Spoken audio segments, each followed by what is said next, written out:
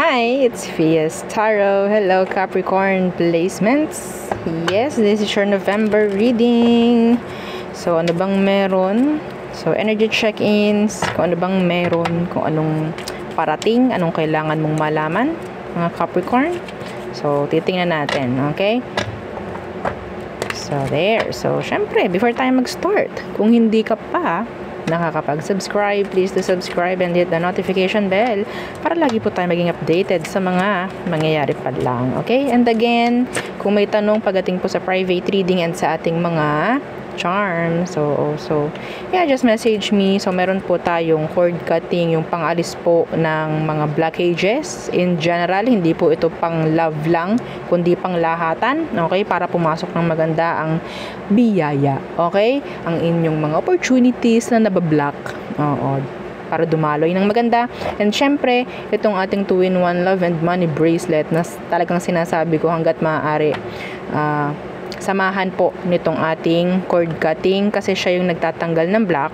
Kung ano man ang ibibigay nito sa pamemera, sa connection, is makakapasok. Okay po?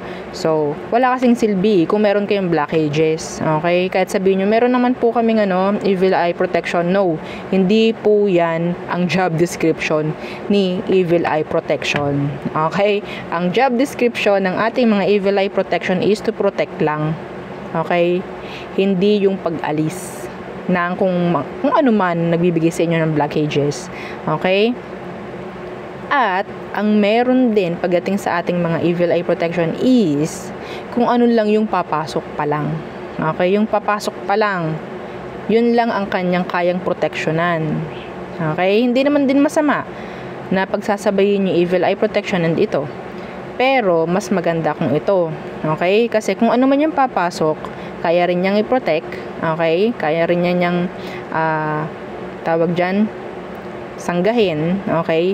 And doon din sa mga nandyan na sa inyong blockages. Yun ang pinaka job description nitong ating cord cut. Tanggalin yung mga ties, mga nakatali sa inyo energetically, kaya kayo nabibigatan. Okay, sana naintindihan. And again, itong ating grantor, ganun din. So si grantor, siya naman yung nag-grant. Ikaw naman yung tagapag-manifest. Taga-grant lang po siya, ha? Kayo yung tagapag-manifest ng gusto nyong ipag-grant. Okay, again, kung may blockages, hindi papasok. Okay po, tandaan, pareho lang din. Okay, kung meron itong kayang ibigay, and ganito rin siya, meron din siya kayang ibigay na kung anumang minanifest mo, walang silbi kung kayo ay may blockages. Okay? Maganda kung meron kayong mga protection dyan, okay yon. Mas maganda kung wala ng blockages. Kung may mga nakapagtanggalan ng blockages ninyo, okay yun, mas maganda. Okay? So, kung wala at tingin ninyo ang dami nang ginawa, pagod na kayo, wala pa rin nangyayari, mga ganyang bagay-bagay ba, ito na, okay, ang para sa'yo, ang ating cord cut. Pangtanggal ng alat, pangtanggal ng malas na sinasabi. Okay, so ayaw natin yan talagang sasabihin, pero sa mga minsan na medyo hindi naiintindihan yung MALAS. Yun po yun. No? So, and yes, syempre meron tayong cleansing kit. So, napaka-importante ng ating cleansing kit and recharging kit para sa ating mga charms. Okay? So, para kasi siyang charger ng inyong mga charms. Siyempre, nawawala ang energy ng inyong mga charms every time na meron siyang na-ipoprovide sa'yo, nabibigay. Okay? Cleansing. Pumapasok dyan yung cleansing kung minsan nakahawakan, napapansin ng iba, mga ganyan. Okay? Yung inyong mga charms. So, hindi natin alam kung anong intention ang ibinabato ng tao energetically. So, kailangan i-cleanse talaga. Okay? Kahit sabihin natin, mabait naman po siya eh. We don't know. Okay? So, let's start our reading, Capricorn. What's for you? What's for you this November, Capricorns? What's for you? What's coming in? Anong meron? Anong kailangan mong malaman, Capricorn, this November? Ace of Swords. Answers. Clarity. Connections. Transactions. Okay. Ace of Swords. Oh, this is nice. This is nice. Ito Capricorn. This is, sabihin nating, status is going up. Okay? Status is, sabihin nating hindi stable. Na ganyan lang. It's going up. Alam mo, bago ko to gawin, itong reading nyo na to, narinig ko yung song sa isip ko na Golden. Tama ba? Golden. Hindi ko alam yung song. Naririnig ko lang nitong mga nakaraan. Tama ba? Oo. Andun yung lyrics na up, up, up. Ito yun. Okay? So, yeah. Ang ganda. Okay. So, some of you may energy ng travel, visa, may ganyan. Meron ding, okay, meron ding energy ng, mga transactions na pwedeng, nandun yung close deals, okay? Good deals, close deals, mga ganyan. So, it's going up. It's going up. Diba? So, ano pa? For Capricorns. Diba? Nice energy. The Sun. Pinakamaganda to sa tarot. The Sun. Okay. Meron ka ditong Ace of Swords katabi, the Sun. Meaning, good news is coming in for you, Capricorn, this November. Yes, yo. Oo. So, claim it. Claim it. What's with that Sun? Some of you, this is talking about specifically a gender reveal, okay, a positive pregnancy result, mga ganyan po, ha? Okay? So, kung hindi ka pa handa, sa mga ganyang bagay, is wag. Nine of Cups Universe. This is a surprise.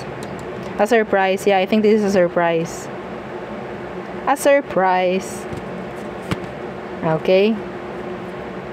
So, kung ano man, ayokong i-spoil to. Oo. Pero in general, may surprise na parating for you this November, mga Capricorn. And this is good. This is nice. The Sun is here. Okay? Something na hindi nyo nakukuha before. Yun yung isa kong clue. Yung isang bagay na sabihin nating hindi nyo nakukuha noon pero madalas nyong pinagdarasal. This November darating. Okay? So, some of you could be pregnancy, specifically a pregnancy. What else for Capricorn this November? Seven of Swords in reverse. Something. Pwede ditong may mga malalaman. Okay?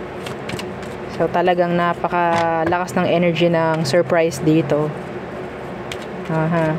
Iba sa inyo, may mga malalaman, may mga matutunghayan, may mga matutuklasan. Sabihin natin kailangan ninyong matuklasan, matunghayan, kung ano man yun. Yeah, may papakita sa inyo. Some of you, sa pag-i-stock ninyo, tsaka nyo makikita kung ano man. Okay? Yung iba dito, nakikita ko na pwedeng gaganda talaga yung mga, sabihin nating work. Okay? This November, there's this energy of increase. Promotions, yung mga ganyan. Okay? Biglaang promotion for some of you. So, ano tong Seven of Swords Universe? Ano tong matutunghayan or matutuklasan or malalaman mo this November? Pwedeng iba dito, may mag-share ng kanilang secrets sa'yo this November. Okay? The Knight of Swords in reversed.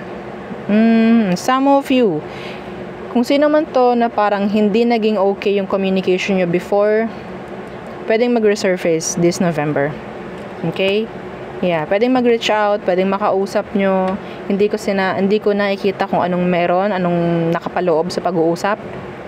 Pero I'm hearing a conversation with somebody na pwedeng hindi naging okay yung communication nyo before. Okay? So there. What else? Let's see. Healing this November. Okay? So what else for Capricorn placements this November? Okay. So again, kapag maganda ang mga energies talaga, mas maganda talagang sineshare para maraming makapag-manifest. Okay? And matupad. Okay po? Share. Para maraming makarinig, makaalam. Okay? Para sabay-sabay kayo magmamanifest. Magmamanifest yun. So, what else? For Capricorns this November. Capricorn. Good health. Progress.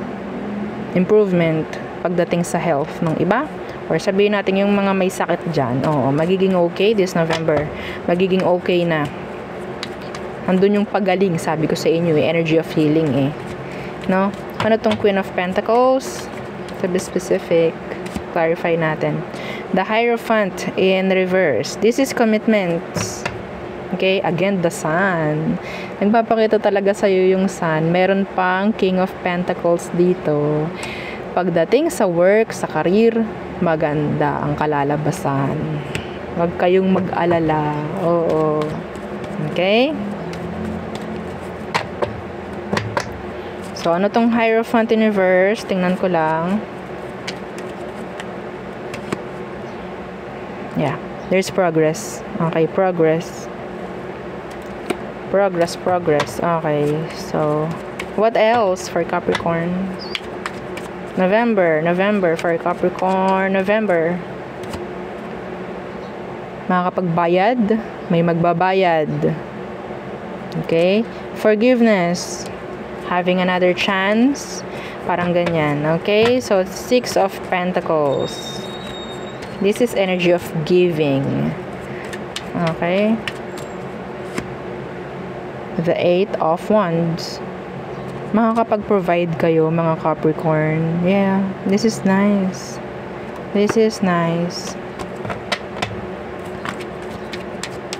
Makakapagbayad ng bill. Some of you may chance na makapag-travel po, ha? Your money will do good. Parang sabihin nating talagang tataas. Okay? Claim nyo. And para mag-manifest, i-share nyo to para marami ang makakita ng energies, makarinig. Okay? So what else? Iba dito gagastos sa travel. Nakikita ko magbabayad para sa travel. Booking online. Yeah. Conversation with somebody na pwedeng magkakaayos. With a fire sign and an earth sign. Okay. The Hangman. And your favorite. Ito yung last card natin. The 10 of Pentacles. Are you waiting for this ngayong November? Are you? Pwede pong mangyari na. Status is going up. Money is going up. More customers, more sales. Okay, more transactions being paid. Increase. Diba? Up. We're going up. Okay, wag na tayong kumanta. Baka masira ang energy. Anyway, so, okay. Diba? Claim it. Manifest it by sharing this video. Okay, Capricorn. So, let's go sa inyong so all signs. Aries through Pisces. Let's see. Ang ganda ng reading, this November. Yeah, I like it. Golden, diba? Tama ba? Golden ba yung title ng kanta na yon? Or gold. Hindi ko talaga alam. My gosh. Sorry naman.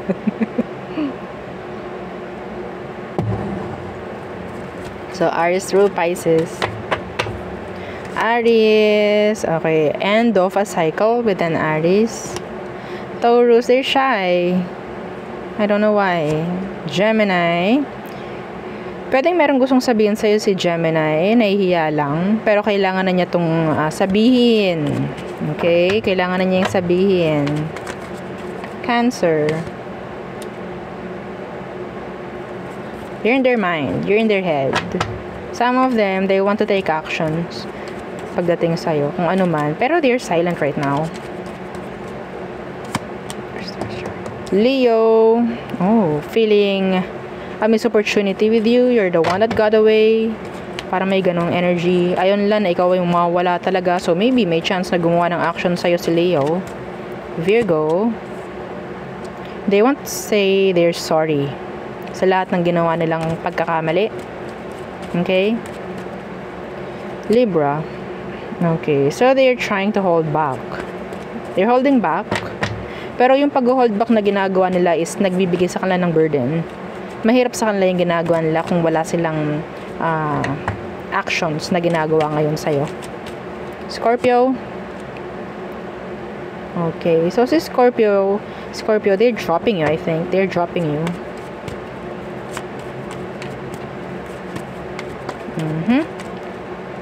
So, Sagittarius. Okay, si Sag. So, parang tinatanggap na lang ni Sagittarius kung anong meron sa inyo. Lalo na nga kung kayo ay magkahiwalay. They can commit. They're non-committal, some of them. They're not ready. Capricorn. So, pwedeng merong i-reveal si Capricorn or pwedeng meron siyang sasabihin sa'yo. Okay? Nakatotohanan or pwedeng may marireveal nga. So, Aquarius. Stepping up. Mag-step up si Aqua. Gagawin niya kung anong dapat gawin. Pisces. Hindi pa kayo tapos ni Pisces. Yeah. Some of you, nag-isip sila na gumawa ulit ng another step. Magbigay ng offer of love, cup of love. Yeah, they're really in their head right now. So there, yun ang aking reading for you, Capricorn placements. Again, please don't forget to like, share, and subscribe. And follow our FB page and yung isa nating YouTube channel na nasa description box below, yung ating love letter. Okay, again, thank you. Goodbye.